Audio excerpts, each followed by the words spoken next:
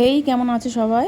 এই দেখো, গত পরশু সন্ধ্যাবেলায় চলে গেছিলাম আমি আর আমার হাজব্যান্ড পুচকুকে নিয়ে ওর পুজোর শপিং করাতে। আর এখানে কিন্তু শুধুমাত্র কিডস, তো বাচ্চাদের জিনিসই পাওয়া যায়। তো এখান থেকে শপিং করে কিছুটা সময় হাতে ছিল, তো তখন চট করে একটু চলে গেছিলাম আমি আর হাজব্যান্ড ওকে নিয়ে ভি মার্টে। আর ভি মার্টে গিয়ে তো যা নাজেহাল অবস্থা, কারণ এত ভিড় আর হবেই বা না কেন, পুজোর তো হাতে গোনা কয়েকটা দিন বাকি। তো তারপরে এখান থেকে কিছু কেনাকাটা করে চলে এলাম বাড়িতে। আর সকালবেলা চায়ের সাথে হয়ে গেল একটু টোস্ট। তো টোস্টগুলোকে আমি প্রথমে এই কন্টেনারে ঢেলে নিচ্ছিলাম। বাইরে বেশিক্ষণ রাখলে নরম হয়ে গেলে সেগুলো আর খাওয়া যায় না, ফেলেই দিতে হয়। তো তার জন্য আগে এগুলোকে ঢেলে নিলাম। আর তারপরে দেখো, দুপুরে রান্না করবো বলে মাছ ভাজতে হবে, নুন হলুদ মাখিয়ে মাছ রেখে দিয়েছি, সবজি কেটে নিয়েছি। আর কালকে ভিমার্ট থেকে না এই কন্টেনারগুলোকে কিনে নিয়ে এসেছিলাম। তো চারটেই একটা সেট, চারটে করে কন্টেনার, একটা সেট। আর এগুলো কিন্তু একদম পকেট ফ্রেন্ডলি, মাত্র 99 রুপিস নিয়েছিল। তো আমার একটু ভুলই হয়ে গেছে, এত ভালো লাগছিল কন্টেনারগুলো, তখন বুঝতে পারিনি ভিড়ের জন্যে। তো বাড়ি এসে খুলে দেখি এত সুন্দর, তো ভাবছিলাম আরও একটা সেট নিয়ে নিলে কিন্তু ভালোই হতো। যাই হোক, পরে যখন যাব নিয়ে নেবো। তেল গরম হয়ে গেছে, মাছটাকে ভেজে নেবো। আর এদিকে আমি চা নিয়ে চলে এলাম রুমে, এখন বসে একটু চা খেয়ে নেব। তো কি হয়, কাজের ফাঁকে একটু চা খেয়ে নিলে একটু রিল্যাক্স ফিল হয় আর একটু এনার্জিও পাওয়া যায়। আর চা তো আমার সঙ্গের সাথী।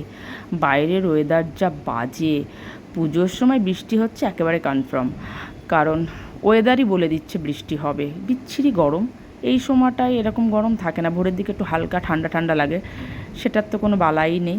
তো যাই হোক, আমি কিন্তু বসে বসে একটু চা খেয়ে রিল্যাক্স হচ্ছিলাম, কারণ এই কাজের ফাঁকে ফাঁকে আমি তো চা খাই।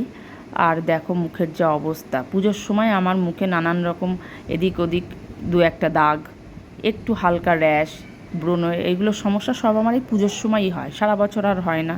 কী আর করা যাবে, ওই দুঃখ বুকে চেপে নিয়েই পুজোটা চালাতে হবে। তো তারপরে চলে এলাম আমি রান্নাঘরে। আর এখন প্রথমেই কিন্তু আমি ওই মাছটাকে ভেজে নিয়েছিলাম, নিয়ে এইবারটা দেখো আমি রান্নাটা করছিলাম। তো রান্না করতে করতে অনেক তোমাদের সাথে গল্পেও করে নিই, কারণ বেশ কিছুদিন হচ্ছে একদম ব্লগ দিতে পারছি না, বড় ব্লগ আমার তো দেয়াই হচ্ছে না। তো আজকে ভাবলাম যে কাজও করি আর ক্যামেরাটা সামনে সেট করে নিই, কাজ করবো, তোমাদের সাথে গল্প করব। কারণ এছাড়া তো আর উপায় নেই, কারণ কাজ তো থেকেই যাচ্ছে আর আমার ভিডিও করাও হচ্ছে না। তো কী আর করা যাবে, কাজগুলোকে সঙ্গে করে তোমাদের সাথে গল্প করা যাক। আর তোমাদের কি মোটামুটি সবার ঘরের কাজ কমপ্লিট? জানিও, পুজো মানে তো শুধু জামা কাপড় কেনা, সাজগোজ করা, এটা তো নয় আমাদের, তাই না? পুজো মানে ঘরের ঝুল ঝাড়া, নোংরা পরিষ্কার করা, নতুন নতুন কিছু জিনিস কিনে ঘরটাকে সুন্দর করে অর্গানাইজ করা, এগুলোই তো আমাদের। আর দেখো এখানে কন্টেনারগুলোকে সুন্দর করে ধুয়ে মুছে আমি এখানে সমস্ত কিছু, যেগুলো সবসময় আমার হাতের কাছে দরকার, তো সেরকমই কিছু মশলা, ডাল, এইগুলোকে আমি অল্প অল্প করে কন্টেনারে সেট করে নিয়েছি। আর সেইগুলোই তোমাদের সাথে একটু দেখাচ্ছিলাম।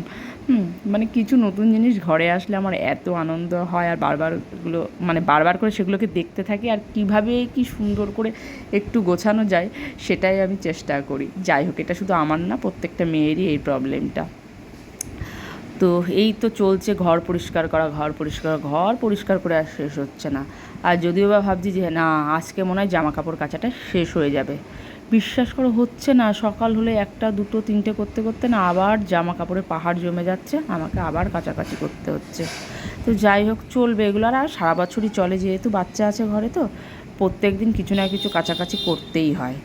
তো যাই হোক, এখানে দেখো আমি প্রথমে ঝিঙেগুলোকে আগে তেলে ভালো করে ভেজে নিচ্ছিলাম, কারণ ঝিঙেগুলোকে একটু ভেজে না নিলে না একটা কাঁচা গন্ধ থেকে যায়। ঝিঙে, পটল এগুলোকে না সবসময় রান্না করার আগে একটু হালকা তেলে না ভেজে না নিলে একদমই ভালো লাগে না খেতে, একটা কাঁচা গন্ধ থেকে যায়।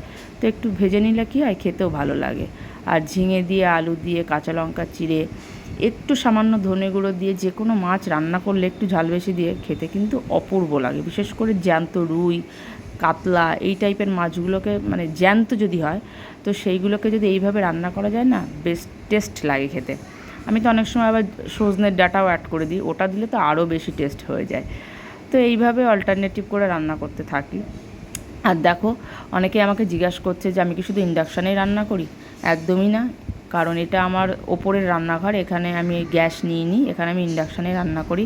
আর নিচে যে রান্নাঘর আছে ওইখানে আমার কিন্তু গ্যাস আছে, তো ওইখানে কিন্তু আমি ভিডিও করি না, কারণ ভিডিও করা সম্ভব হয় না। তো আমি ওপরে থাকি, ওপরে এখানেই আমার সব কাজ হয়, ওর জন্য এখানে আমি ভিডিওটা করে থাকি। সবসময় নিচে ওপর করে ভিডিও করা সম্ভব হয় না। তো এই হচ্ছে ব্যাপার। আর এখন এই রান্না টান্না করে ঘরের কাজকর্ম সেরে আমি ছেলেকে চান করাবো। তারপরে এখন তো রোজই বিকালে বেরোতে হচ্ছে, কিছু না কিছু কাজ থাকছেই, পুজোর আগে যা হয়। ওর জন্যে সকাল সকাল রান্না করে একটু রেস্ট নিয়ে আবার বিকালে বেরোতে হচ্ছে। আর হাজব্যান্ডের এই সময় এত কাজের চাপ পড়েছে যে ও আর মানে সময় পাচ্ছে না। ওই জন্য ওই বিকালে বিকালে কী করছি, আমি বেরিয়ে যাচ্ছি আমার মতো, ও ওর মতো বেরিয়ে যাচ্ছে, ও কাজ সেরে আসছে, আমি গিয়ে টুকটাক যে কাজগুলো নিজে করতে পারি ওগুলোকেই সারছি, সেরে দাঁড়িয়ে থাকছি, ও আসছে, তারপরে একসাথে যাচ্ছি, এটাই করছি।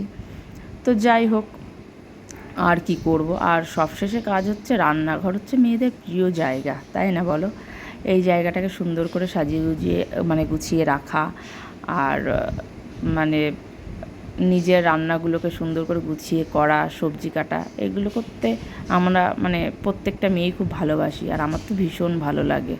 আর শুধু রান্না করলে হবে না, সুন্দর সুন্দর মানে কন্টেনার দরকার, হাতা খুন্তি যেগুলো আছে সেগুলোও কিন্তু সুন্দর সুন্দর আমার দরকার, নাহলে আমার কিছুই ভালো লাগে না। হ্যাঁ, মানে আমার এইরকম। আর আমার কি বলতো, বেশি দিন এক জিনিস রান্নাবান্না করা ওইসব ভালো লাগে না, মানে জিনিস নিয়ে রান্নাবান্না করা। তো আমি কী করি, কিছুদিন অন্তর অন্তর টুকটাক জিনিস দিয়ে আবার নতুন করে ডেকোরেশন করে, নতুন করে অর্গানাইজ করে, আবার নতুন করে সব কিছু করি। এগুলো আমার ভালো লাগে। এটাই তো সংসার, বলো? তো যাই হোক, রান্নাটা প্রায় হয়েই গেছে, তো রান্নাটা সেরে নিই তাড়াতাড়ি। আর আমি কিন্তু আজ তোমাদের সাথে অনেক গল্প করছি, কারণ আজকে সত্যি একটু সময় পেয়েছি, তাই ভাবলাম তোমাদের সাথে একটু মন খুলে কথা বলি। আর এই দেখো, আমার রান্নাঘরটাকে সুন্দর করে আমি সাজিয়ে নিয়েছি, কি দারুণ দেখতে লাগছে সত্যি। এই কন্টেনারগুলোর জন্য যেন আমার রান্নাঘরটা আরও সৌন্দর্য বেরিয়ে গেল। আর এখানে দেখো, আগে যে কন্টেনারগুলো আমি ইউজ করতাম ওগুলোকে সুন্দর করে ধুয়ে মুছে এখানে রৌদ্রে শুকাতে দিয়ে দিয়েছি। এগুলোকে কিন্তু আমি ফেলবো না, এগুলোকেও আমি কাজে লাগাবো।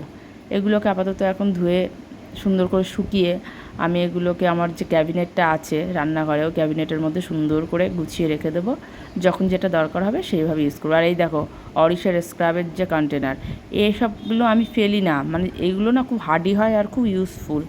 তো আমি এগুলোকে ইউজ করি, মানে এই টাইপের যত মানে আমার কসমেটিক্স আমি যেগুলো ইউজ করি, তো যেসব প্রোডাক্ট ইউজ করি যেগুলো ইউজফুল হয়, আমি কিন্তু সেগুলোকে ফেলি না, সেগুলোকে আমি পরিষ্কার করে ইউজ করি। আর দেখো এটার মধ্যে যে অবস্থা, মানে যখন যেটা লাগে এখান থেকে নিই, আবার এখানেই রেখে দিই, তো এলোমেলো অবস্থা। আজকে এইখানটা মানে সুন্দর করে আমি ক্লিন করব, পুরো সব কিছু ক্লিন করে।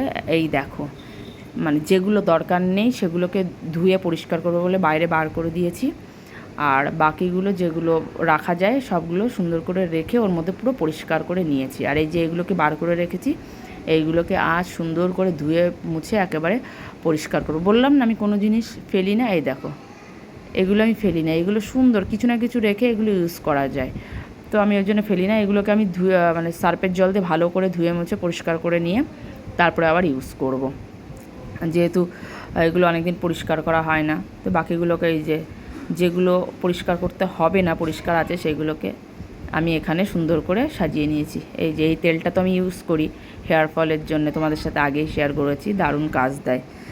তো এই দেখো, রান্নাঘরটাকে সুন্দরভাবে আমি ডিপ ক্লিন করে নিয়েছি, তো সমস্ত কাজ কমপ্লিট। আর রান্নাঘরটা আজকে বড্ড হালকা লাগছে আর সুন্দরও লাগছে। তো যাই হোক, রান্না কমপ্লিট হয়ে গেছে। যদি আজকের ভিডিওটায় কিছু ভালো লেগে থাকে তো প্লিজ লাইক করো, কমেন্ট করো, শেয়ার করো। দেখা হবে নেক্সট ভিডিওয়। টাটা, ততক্ষণ সবাই ভালো থাকো, সুস্থ থাকো, কেমন?